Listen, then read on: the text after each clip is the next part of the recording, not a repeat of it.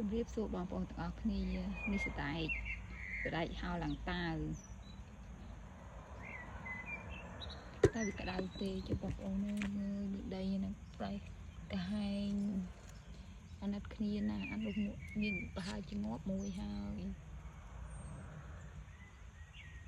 នឹងហាងណាអាហ្នឹងស្ដែកហៅឡើងតើអត្តបែតគេហ្នឹង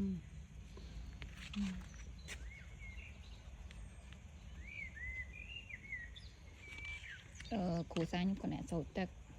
ទីទៀតគាត់មកសូត្រចាយអានេះស្ដែកក្រហមយើងហ្នឹង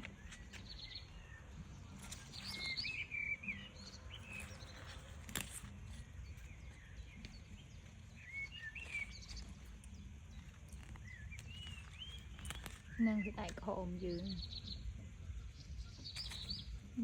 ដុសបានប៉ុណ្ណឹងហើយនេះវាអត់ភ្លៀងសោះហ្មងវាភ្លៀងអូយស្អីគេ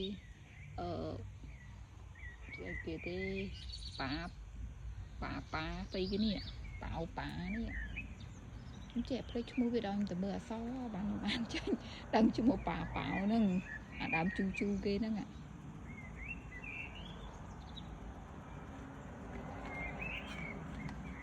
នឹងក្រហមស្លឹកខមអីអស់ហើយក្តៅពេក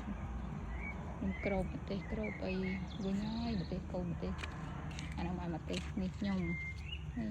មើលអត់ល្អសោះបងប្អូនហើយស្អីគេផ្ទាត់អូយបាទជូនេះឥឡូវម៉ែក្មេងក៏បេះយកធ្វើកណាប់ទៅនៅសល់ទៀតខ្ញុំលែងញ៉ាំអីវាអត់ឃ្លានហ្មងតែបានថាដល់ពេលវាច្រើនពេកចេះតែរបស់ខ្ញុំធំណាបងប្អូនតែពេលរបស់អ្នកចិត្តខាងទូច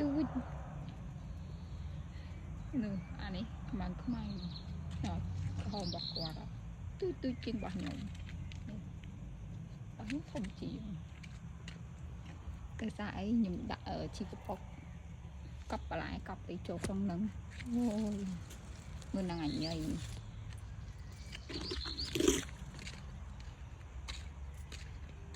នេះហើយទេសភាពរដូវក្តៅហួតហែង